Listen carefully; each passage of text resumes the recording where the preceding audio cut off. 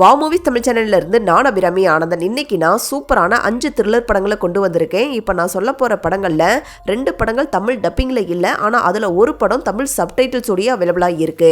அது என்னென்ன படங்கள் அப்படிங்கறத பார்க்கறதுக்கு முன்னாடி இது வரைக்கும் நம்ம வாவ் மூவிஸ் தமிழ் சேனலை சப்ஸ்கிரைப் பண்ணாம பார்த்துட்டு இருந்தீங்கன்னா ப்ளீஸ் சப்ஸ்கிரைப் பண்ணி உங்களுடைய சப்போர்ட்டை கொடுங்க. இந்த வீடியோ உங்களுக்கு பிடிச்சிருந்துச்சு அப்படின்னா லைக் பண்ணுங்க, கமெண்ட் பண்ணுங்க, ஷேர் பண்ணுங்க. இப்போ வாங்க நம்ம வீடியோக்குள்ள போகலாம். இப்போ நம்ம ஃபஸ்ட்டாக பார்க்க போகிற படம் 2021 வருஷம் ரிலீஸ் ஆன மலையாள படமான குருதி அப்படிங்கிற ஒரு த்ரில்லர் படம். இந்த படத்துடைய ஸ்டார்டிங் ஸ்டோரி என்ன அப்படிங்கிறத நம்ம பார்த்துடலாம். படத்துடைய ஆரம்பத்திலே கேரளாவில் இருக்கக்கூடிய ஒரு மலை கிராமத்தை காட்டுறாங்க. அங்கே தான் நம்ம ஹீரோ வாழ்ந்துட்டு இருக்காரு. நம்ம ஹீரோவுடைய ஒய்ஃபும் அவருடைய பொண்ணும் ஒரு நிலச்சரிவில் சிக்கி இறந்து போயிருப்பாங்க. இப்போ பார்த்தீங்கன்னா ப்ரெசன்ட்ல நம்ம ஹீரோ அவருடைய தம்பி அப்பா கூட வாழ்ந்துட்டு இருக்காரு. இப்படி இருக்கும்போது நம்ம ஹீரோவுடைய வீட்டுக்கு ஒரு நாள் நைட்டு ஒரு போலீஸ் ஆஃபீஸர் உடம்பு ஃபுல்லாக ஒரு சில காயங்கள் இருக்கு, கூட கை விலங்கு போட்ட ஒரு கைதியை கூப்பிட்டுக்கிட்டு நம்ம ஹீரோவுடைய வீட்டுக்குள்ள நைட்டு வந்துடுறாரு. அவர் என்ன சொல்றாரு அப்படின்னு பார்த்தீங்கன்னா, நான் வீட்டுக்கு வெளியே போனேன் அப்படின்னா எனக்கு நிறைய ஆபத்துகள் இருக்கு, அதனால இன்னைக்கு ஒரு நாள் நைட்டு மட்டும் உங்களுடைய வீட்டில் தங்கிக்கிறேன் அப்படிங்கிற மாதிரி சொல்றாரு. இதுக்கப்புறம் நம்ம ஹீரோவை எதிர்பார்க்காத அளவுக்கு அன்னைக்கு ஒரு நாள் நைட்டு நடந்த சம்பவங்கள் தான் இந்த படத்துடைய மீதி கதை. இந்த படத்துடைய ஃபர்ஸ்ட் 30 நிமிஷத்தை பொறுத்த வரைக்கும் ஒரு நார்மல் ட்ராமா மாதிரி தான் கொண்டு போயிருப்பாங்க. ஒன்ஸ் அந்த போலீஸ்காரங்க உள்ள வந்ததுக்கப்புறம் ஆரம்பிக்கக்கூடிய அந்த பரபரப்பு அப்படிங்கிறது த்ரூ அவுட் கிளைமேக்ஸ் வரைக்கும் மெயின்டைன் பண்ணிட்டே போயிருப்பாங்க. இந்த மூவியில் வரக்கூடிய ஆக்ஷன் சீக்வன்ஸ் அப்படிங்கிறது ரொம்ப சூப்பராகவே இருந்துச்சு. இந்த மூவியில் நடிச்சிருந்த எல்லாருமே ரொம்ப சூப்பரான ஒரு பர்ஃபார்மன்ஸே கொடுத்துருக்காங்க. படத்துடைய முக்கால்வாசி கதை பார்த்தீங்கன்னா இருட்டில் நடக்கிற மாதிரியே எடுத்திருப்பாங்க. அதை சினிமோட்டோகிராஃபி பண்ண விதம் ரொம்ப ரொம்ப சூப்பராகவே இருந்துச்சு. ஓவராலாக பார்த்தீங்கன்னா இந்த படம் ஒரு நல்ல படம் தான், கண்டிப்பாக ட்ரை பண்ணி பார்க்கலாம். இந்த மூவி நீங்கள் பார்க்கணும் அப்படின்னு நினச்சிங்கன்னா அமேசான் பிரைம்ல தமிழ் சப்டைட்டில்ஸோட அவைலபிளாக இருக்கு. IMDbல 10க்கு 7.5 ரேட்டிங்ஸ் கொடுத்துருக்காங்க. அடல் கண்டென்ட்லாம் எதுவுமே இல்லை, நீங்கள் தாராளமாக ஃபேமிலியோடையே பார்க்கலாம். இப்போ நம்ம ரெண்டாவதாக பார்க்க போகிற படம் 2018 வருஷம் ரிலீஸ் ஆன தெலுங்கு படமான ஆவ் அப்படிங்கிற ஒரு த்ரில்லர் படம். இந்த படத்துடைய ஸ்டார்டிங் ஸ்டோரி என்ன அப்படிங்கிறத நம்ம பார்த்துடலாம். இந்த படத்தில் 4 விதமான கதையை காட்டுறாங்க. அதில் முதல் கதை என்ன அப்படின்னு கேட்டிங்கன்னா, ஒரு பொண்ணு அவங்க அப்பா அம்மாவை ரெஸ்டாரண்ட்டுக்கு வர வச்சு அந்த பொண்ணு அவங்க காதலிக்கக்கூடிய ஒரு நபரை பற்றி சொல்ல ஆரம்பிக்கிறாங்க. இதுக்கப்புறம் என்ன நடந்துச்சு அப்படிங்கிறது தான் முதல் கதை. ரெண்டாவது கதையை பொறுத்த வரைக்கும் வேலையே இல்லாத ஒரு நபர் ஒரு ரெஸ்டாரண்ட்குள்ளே புகுந்து எனக்கு சமைக்க தெரியும் அப்படிங்கிற மாதிரி சொல்லி வேலையை வாங்குறாரு. அவருக்கு என்ன நடந்துச்சு அப்படிங்கிறது தான் ரெண்டாவது கதை.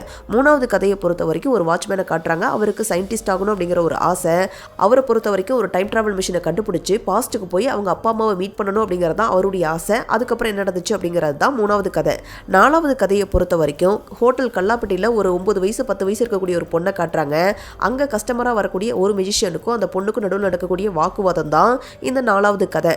அஞ்சாவது கதையை பொறுத்த வரைக்கும் 2 பேர்த்த காட்டுறாங்க. ஒரு நபர் ஒரு ஹோட்டலுக்கு வெளியே நின்றுட்டு இருக்காரு. இன்னொரு பொண்ணு அந்த ஹோட்டலுக்குள்ள வெயிட்ரஸாக வேலை செஞ்சுட்டு இருக்காங்க. இவங்க 2 பேரும் என்ன பண்றாங்கன்னா, அந்த ஹோட்டலுக்கு வரக்கூடிய ஒரு பிசினஸ் மேன் கையில் இருக்கக்கூடிய 5 கோடி ரூபாய் பணத்தை கொள்ளையடிக்கிறதுக்காக ஒரு பிளான் போடுறாங்க. இதுக்கப்புறம் என்ன நடந்துச்சு அப்படிங்கிறது தான் அஞ்சாவது கதை. இந்த 5 கதைகளும் ஒரு பர்டிகுலர் பிளேஸ்ல மீட் ஆக இதுக்கப்புறம் என்ன நடந்துச்சு அப்படிங்கிறது தான் இந்த படத்துடைய மீதி கதை. இந்த படத்தை பொறுத்த வரைக்கும் ஒரு வித்தியாசமான ஒரு கான்செப்டை எடுத்து தான் பண்ணியிருக்காங்க. அது என்ன வித்தியாசமான கான்செப்ட் அப்படிங்கிறதே உங்களுக்கு கிளைமேக்ஸை பார்த்து முடிச்சதுக்கு அப்புறம் தான் புரியும். ஒரு வித்தியாசமான ஒரு படம், நல்லா சுவாரஸ்யமாகவே கொண்டு போயிருந்தாங்க. படத்துடைய ஃபர்ஸ்ட் ஹாஃபை பொறுத்த வரைக்கும் ஸ்லோவாக தான் போகும், ஆனால் செகண்ட் ஹாஃப்லாம் நல்லா பரபரப்பாக சுவாரஸ்யமாகவே கொண்டு போயிருந்தாங்க. டெக்னிக்கலி இந்த படம் ஒரு தரமான படம் தான். இந்த மூவியில் நடிச்சிருந்த எல்லாருமே ரொம்ப சூப்பராகவே பெர்ஃபார்ம் பண்ணியிருக்காங்க. ஓவராலாக பார்த்தீங்கன்னா ஒரு வித்தியாசமான ஒரு நல்ல படம், கண்டிப்பாக ட்ரை பண்ணி பாருங்க. இந்த படத்தை நீங்கள் பார்க்கணும் அப்படின்னு நினச்சிங்கன்னா யூடியூப்ல தமிழ் டப்பிங்லேயே அவைலபிளாக இருக்கு. IMDbல 10க்கு 7.6 ரேட்டிங்ஸ் கொடுத்துருக்காங்க. அடல் கண்டென்ட்லாம் எதுவுமே இல்லை, நீங்கள் தாராளமாக ஃபேமிலியோடையே பார்க்கலாம்.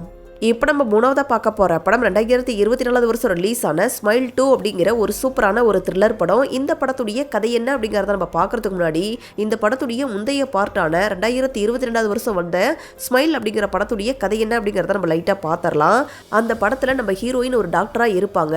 அவங்க ட்ரீட் பண்ணக்கூடிய ஒரு பேஷண்ட்டு திடீர்னு நம்ம ஹீரோயினை பார்த்த உடனே எந்திரிச்சு நின்று நம்ம ஹீரோயினை பார்த்த மாதிரி சிரிச்சுக்கிட்டு அவங்களே ரொம்ப கொடூரமான முறையில் சூசைட் பண்ணி இறந்து போயிடுறாங்க. இந்த ஒரு சம்பவம் நடந்த கொஞ்ச நாள்லயே நம்ம ஹீரோயினுக்கு ஒரு சில சம்பவங்கள் நடக்க ஆரம்பிக்குது. இதுக்கப்புறம் என்னென்ன மாதிரியான சம்பவங்கள் நடந்துச்சு அப்படிங்கிறது தான் இந்த படத்துடைய மீதி கதை.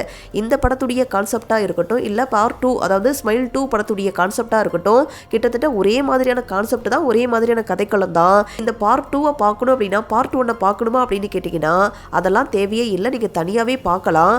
ஆனால் பார்ட் 1 பார்த்துட்டு நீங்கள் பார்ட் 2 பார்த்தீங்க அப்படின்னா உங்களுக்கு ஈஸியாகவே புரியறதுக்கு சான்ஸ் இருக்குது. ரெண்டுமே தரமான படம் தான். இந்த 2 படத்துடைய ஸ்க்ரீன் பிளே பிளேவை பொறுத்த வரைக்கும் ஸ்லோவாக நார்மலாக போகிற மாதிரி தான் இருக்கும். ஆனால் ஒவ்வொரு காட்சியும் பயங்கர த்ரில்லிங்காக கொண்டு போயிருப்பாங்க. கிளைமேக்ஸ் எல்லாம் வந்து நல்லா பரபரப்பாகவே இருந்துச்சு. கண்டிப்பாக ட்ரை பண்ணி பார்க்கலாம். ஒரு தரமான படம். இந்த படத்தை நீங்கள் பார்க்கணும் அப்படின்னு நினச்சிங்கன்னா அமேசான் பிரைமில் அவைலபிளாக இருக்குது. ஆனால் தமிழ் டப்பிங்கில் இல்லை.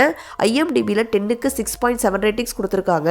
அடல்கனண்டை பொறுத்த வரைக்கும் இந்த ரெண்டு பார்ட்லையுமே பார்த்தீங்கன்னா செக்ஸுவலான சில காட்சிகளும் இருக்குது, வைலன்ஸும் இருக்குது. அதனால் ஃபேமிலியோடு பார்க்குறதா அவாய்ட் பண்ணிக்கிங்க.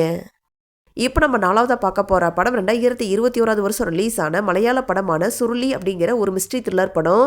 இந்த படத்துடைய ஸ்டார்டிங் ஸ்டோரி என்ன அப்படிங்கிறத நம்ம பார்த்துடலாம். படத்துடைய ஆரம்பத்திலேயே ஜாய் அப்படிங்கிற ஒரு கிரிமினலை தேடி 2 போலீஸ் சுருளி அப்படிங்கிற ஒரு கிராமத்துக்கு வராங்க. அங்கே இருக்கக்கூடிய ஒரு ஜீப்பில் இவங்க 2 பேருமே ட்ராவல் பண்ணி போகிறாங்க. அந்த ஜீப்புக்குள்ளே இன்னும் சில மக்களும் இருக்காங்க.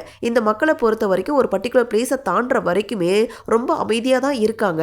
ஆனால் ஒரு குறிப்பிட்ட இடத்த தாண்டினதுக்கப்புறம் இந்த மக்கள் எல்லாருமே எப்படி இருக்காங்க, ரொம்ப அக்ரெசிவாக இருக்காங்க, பயங்கர ஆப்போசிட்டாக இருக்காங்க, பயங்கரமாக எல்லாரையும் ஒருத்தருக்கு ஒருத்தர் திட்டிக்கிறாங்க.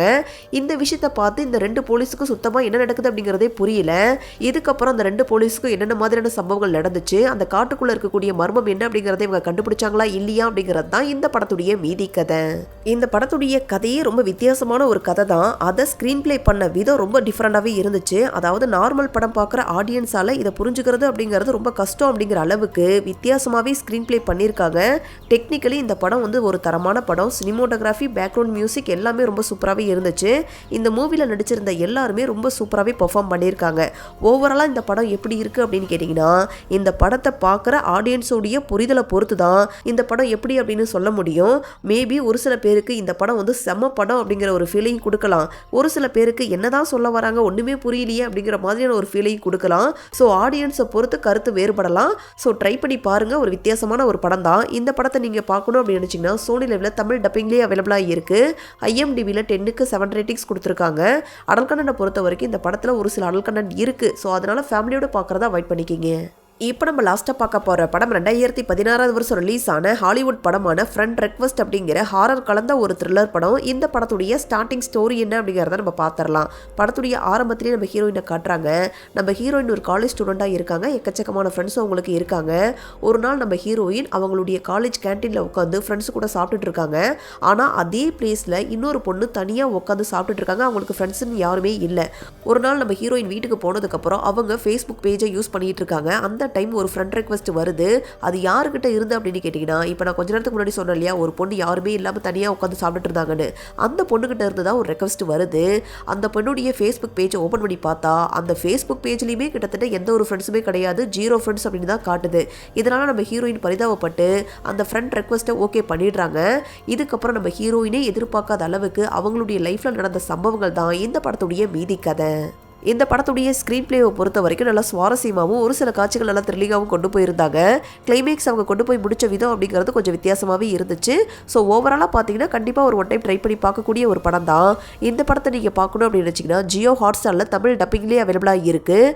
IMDbல 10க்கு 5.2 ரேட்டிங்ஸ் கொடுத்துருக்காங்க. ரேட்டிங் கம்மியாக இருந்தாலும் டெஃபினட்டாக ஒரு ஒன் டைம் பார்க்கக்கூடிய ஒரு படம் தான். அடல் கண்டென்ட் அப்படிங்கிறது எதுவுமே இல்லை. நீங்கள் தாராளமாக ஃபேமிலியோடையே பார்க்கலாம். இப்போ நான் சொன்ன லிஸ்ட்டில் எனக்கு பிடிச்ச படம் அப்படின்னு பார்த்தீங்கன்னா குருதியும் ஸ்மைல் 2 படமும் பிடிச்சிருந்துச்சு. உங்களுக்கு பிடிச்ச படம் என்ன அப்படிங்கிறத மறக்காம கமெண்ட்ஸ்ல சொல்லுங்க. இதே மாதிரி சூப்பரான படங்களை பத்தி நீங்க தெரிஞ்சுக்கிறதுக்கு மறக்காம வாவ் மூவிஸ் தமிழ் சேனலை சப்ஸ்கிரைப் பண்ணுங்க, லைக் பண்ணுங்க, ஷேர் பண்ணுங்க, கமெண்ட் பண்ணுங்க. தேங்க்யூ.